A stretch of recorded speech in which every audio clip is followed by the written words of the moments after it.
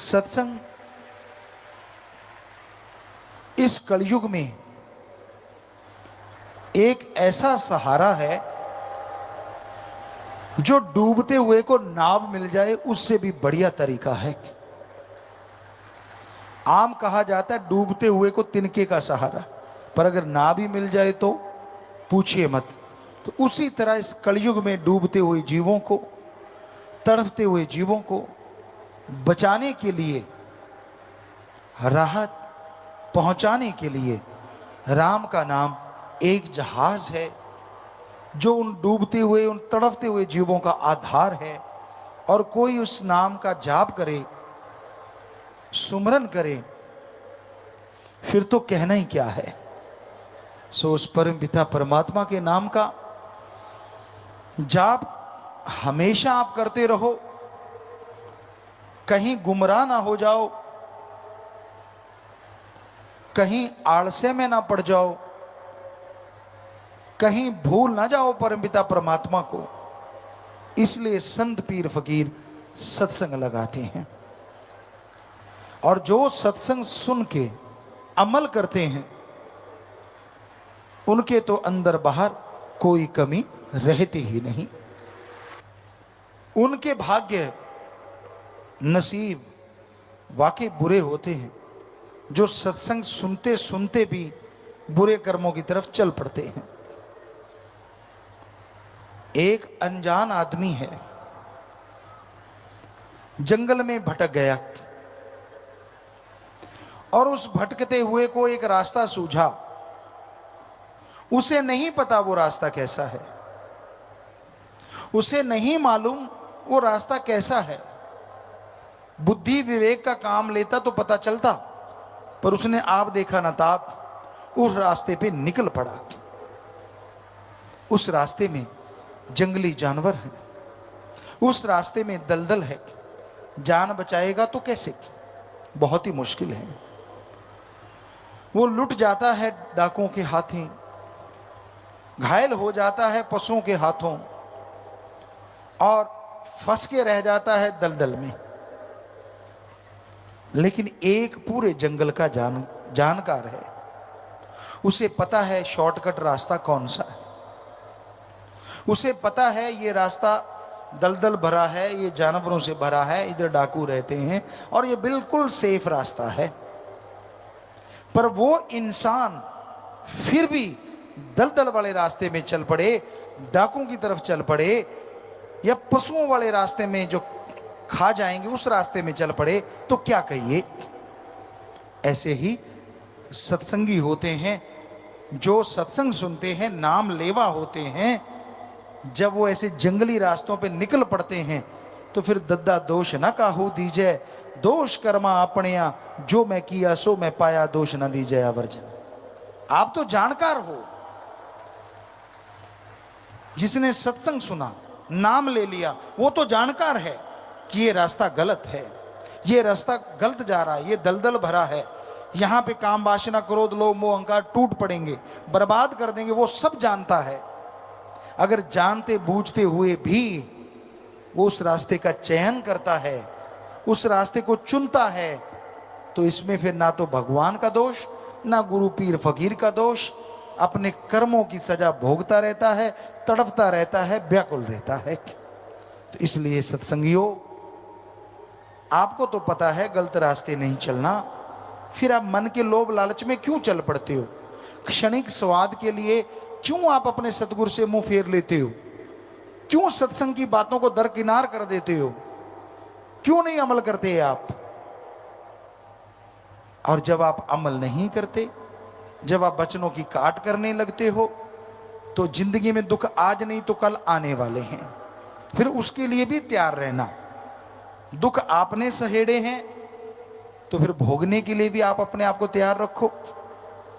फिर तो बड़ा भगवान भगवान करते हो, राम राम करते हो। पहले तो राम की सुनते नहीं, पहले उसके संत पीर फकीर की सुनते नहीं, और जब फंस गए, जब तड़पने लगे, फिर भगवान शहद जैसा लगता है।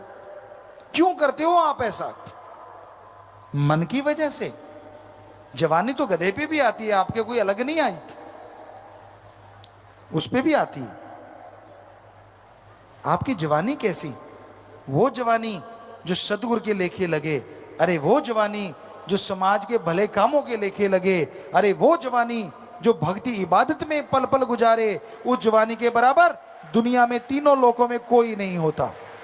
उसकी भक्ति अव्वल दर्जे की मंजूर होती है, या कोई बचपन में लग जाए और आखिर तक निभा दे, उसकी अव्वल दर्जे की होती है।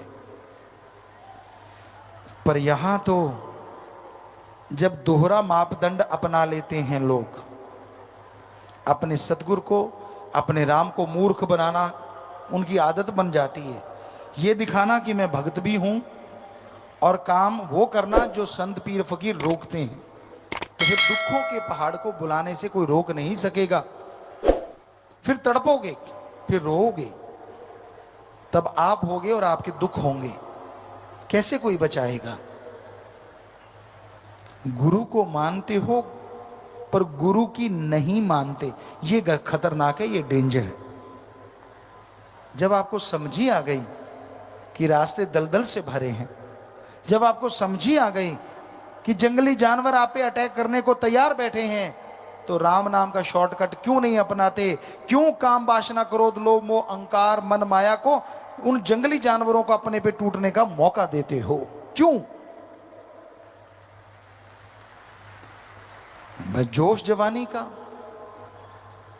परम पिताजी ने एक भजन बनाया है, और वो ध्यान दें, जवान नौजवान जो बिगड़ जाते हैं, जो मानते नहीं, सतगुरु की भी रखते हैं, लात दूसरी तरफ भी रखते हैं, गलत कर्म भी करते हैं। गधा 25 उम्रा जोर जवानी का, कि जब 25 साल तक की उम्र जो है ना, दुलत्ते झाड़ने वाली है।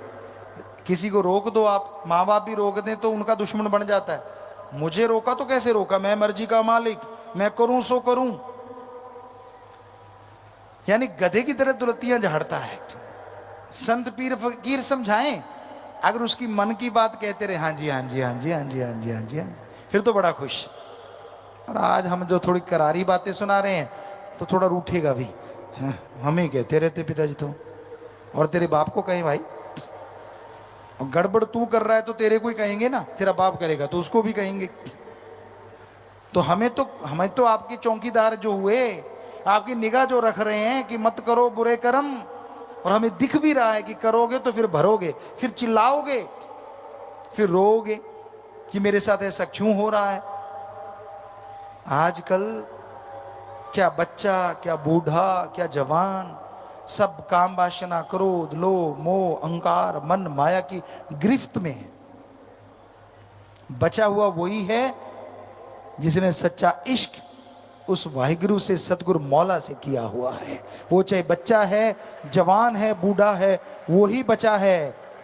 वरना इस कलयुग में मस्ताना जी महाराज के वचन कि यार सतगुरु का आशिक तो कोई कोई है, सब माया के यार हैं।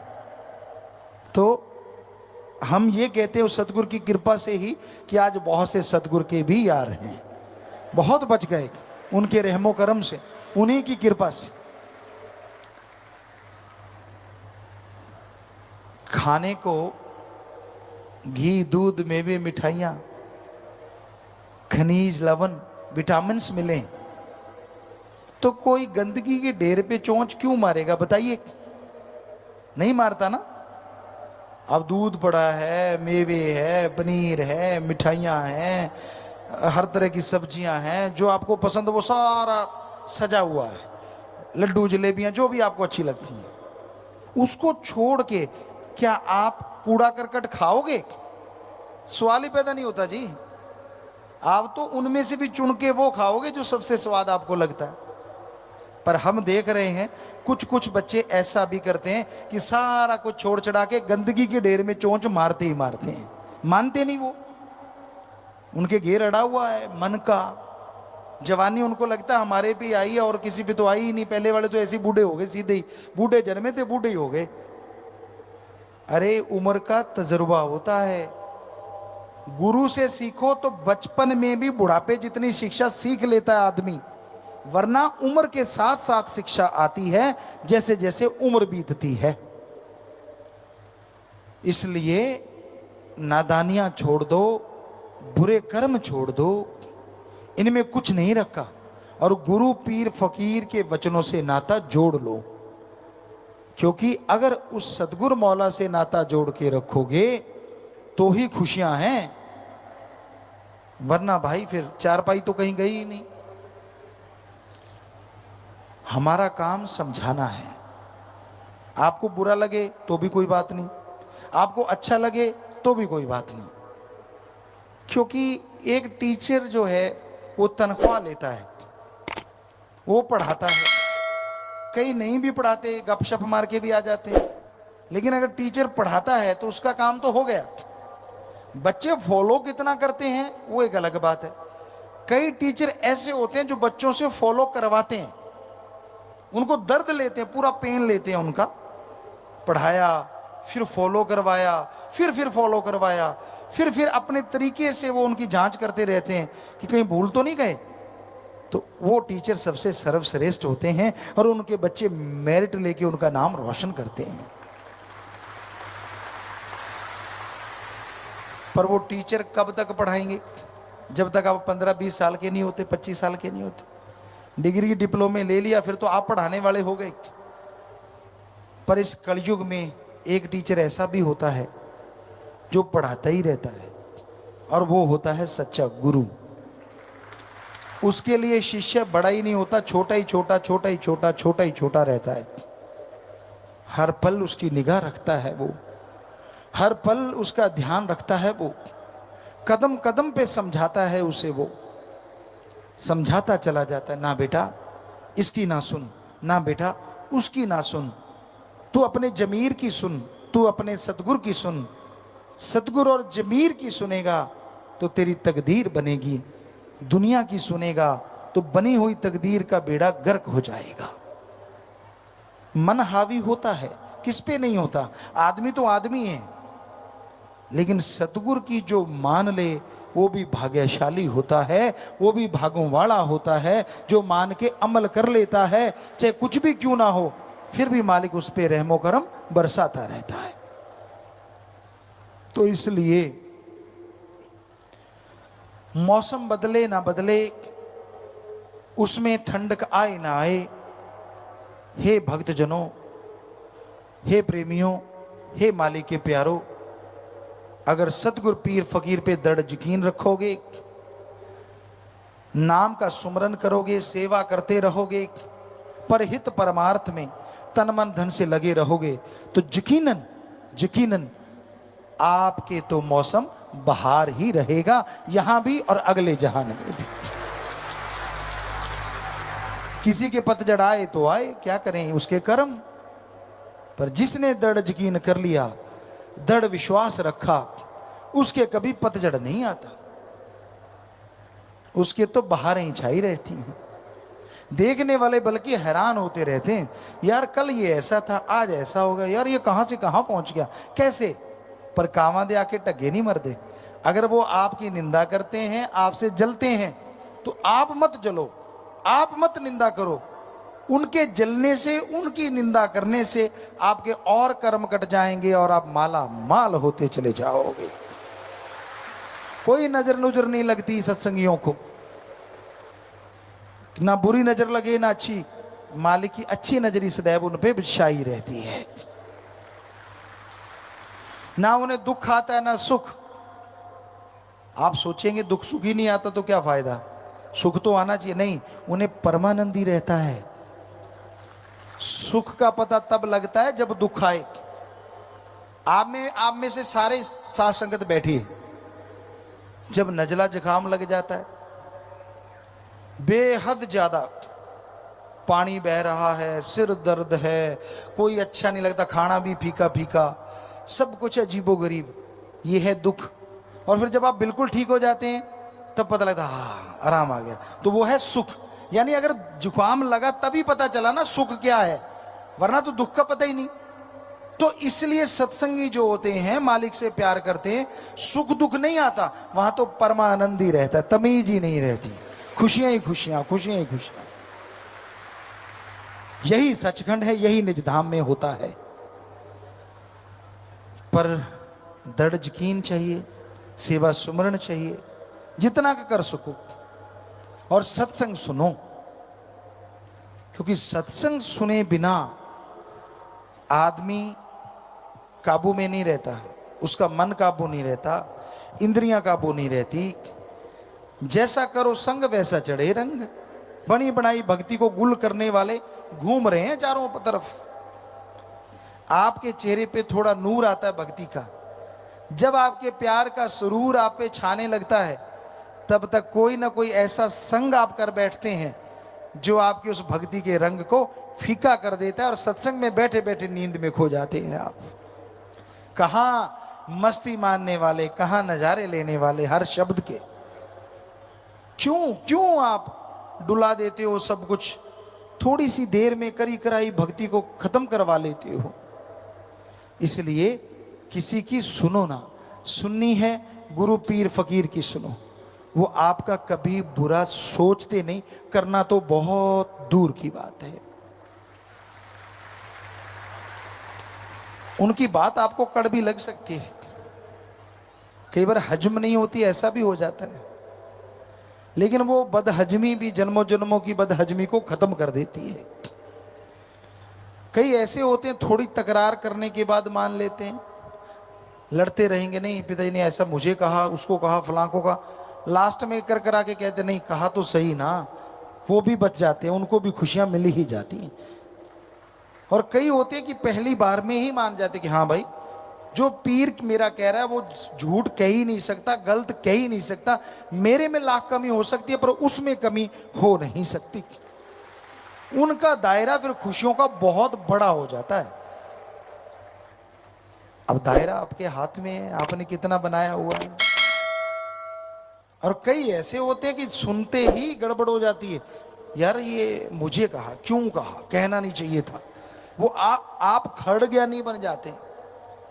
खुद को नहीं आता लेकिन दूसरों को ज्ञान देके आप तो बिगड़े, आप डुबेंदे बामणा जजमान भी डूबे, कि मैं तो डूब रहा, हम तो डूबेंगे सनम, तुझे भी ले डूबेंगे।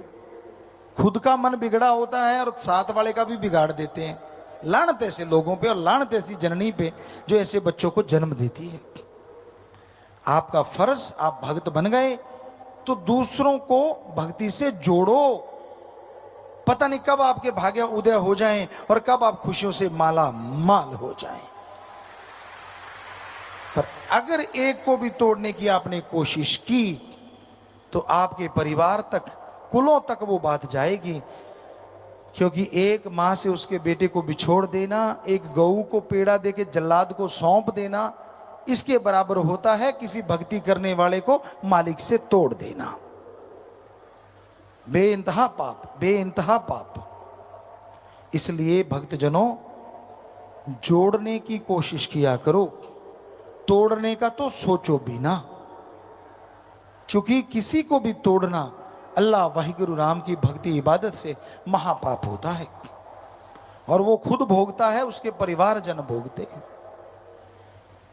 अगर सतगुरु मौला की उपमा नहीं कर सकते कोई बात नहीं, पर अल्लाह राम की निंदा ना करो। अगर किसी को भक्ति मार्ग से जोड़ सकते हो तो कहना ही क्या, वो तो महापुण्य है, महादानों का महादान है। पर अगर किसी को जोड़ नहीं सकते तो कोई बात नहीं, पर किसी को तोड़ो ना, वरना सबसे बड़े गुनाहगार आप बन जाओगे और जिंदगी से चैन, अमन, शांति, खुशियां सब चली जाएंगी। इसलिए हम गुजारिश करते हैं, आप भक्ति इबादत से मन जोड़ के रखा करो, मन से लड़ा करो। जब भी मन आपे हावी हो उस पे लानत डाला करो।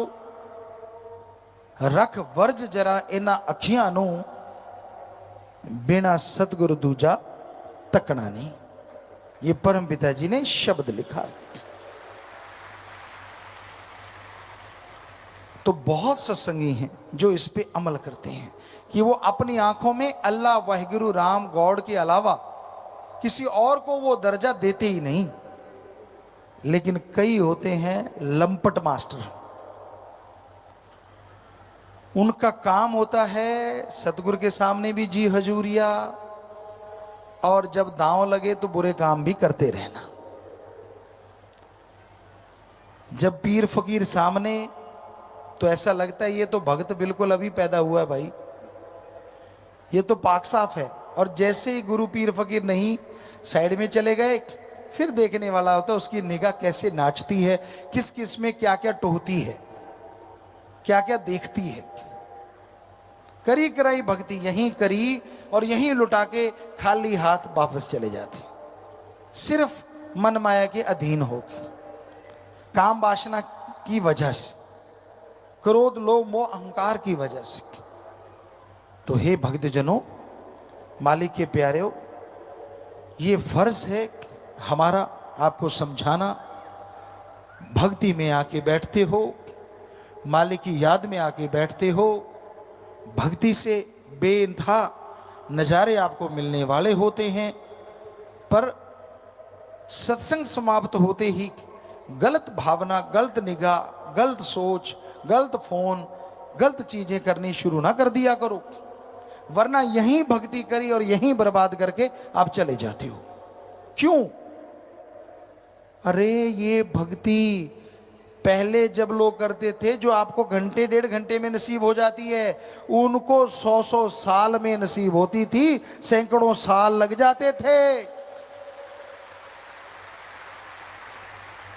पर उनके गवाने में टाइम लगता था, आपके गवाने में टाइम नहीं। अगर 100 साल की, सैकड़ों साल की भक्ति 1.5 घंटे में बन सकती है, तो फिर गवाने में भी कलयुग की स्पीड तेज है। 5 मिनट में इसे आप गवा भी सकते हैं। इसलिए आपसे गुजारिश, हाँ आपके अंदर बुरे विचार आ गए, बुरी सोच आ गई, गलत भावना आ गई, कुछ नहीं होता, 5 मिनट सिमरण करो, ठीक हो गए। लेकिन उन विचारों पे अगर अमल कर लिया, अगर आपने वैसा कर्म कर लिया, बुरा गुनाह कर लिया, तो फिर भक्ति गई सब सवा राख हो गई। क्यों क्यों करते हो आप ऐसा? यही आज हमारे दिलो दिमाग में सतगुरु ने ख्याल दिया कि अपने उन बच्चों को संभालें जो पता नहीं कब से भक्ति से जुड़े हुए हैं। जरा सा अहंकार, जरा सा घमंड, जरा सा काम करके आप फूले नहीं समाते। अल्लाह वाहिगुरु का देखो यार, इस धरती पे अगर बात करें, ऐसी सैकड़ों धरतियां हैं, इस धरती पे देखें फूल, पत्तियां, वनस्पति, अरबों तो उसने डिजाइन बनाए हैं, अरबों उसने खुशबू भरी है, और करोड़ों तरह के उसने मिट्टी को रंग दिया है, पानी को जगह जगह बांध दिया है। आप अरबों में हो और हर के हाथों की अलग अलग लाइनें बना दी उसने, है ना कमाल? पर उसने कभी आपने देखा भगवान को घमंड करते कि देखो मैंने भाई इतने प्रकृति बनाई है, मैंने सैकड़ों धरतियां बनाई हैं, एक दो सके भाइयों के हाथ के निशान आपस में नहीं मिलते, देखो मैंने क्या डिजाइन बनाया है ना कमाल? वो कभी भी मैं नहीं करता। और आप थोड़ा सा काम करके बटन टूटने लगते हैं आपके, मैं करने वाला, मैं ये, मैं वो। बस यार बकरे की तरह मैं ना कर। वो ज्यादा मैं करता है, कसाई को आवाज सुन जाती है, उसका गला जल्दी कटता है। इसलिए जो ज्यादा मैं करते रहते हैं, भक्ति के मार्ग में वो गिर जाते हैं। जो दीनता नम्रता का पल्ला नहीं छोड़ते कि यार मेरा काम तो सतगुरु ने किया, मालिक ने किया, यार मैं कौन होता हूं। कभी एकांत में भी जिनको अहंकार नहीं आता, वो मालिक के अति प्यारे होते हैं, उन्हें बेइंतहा खुशियां कंटिन्यू मिलती रहती हैं।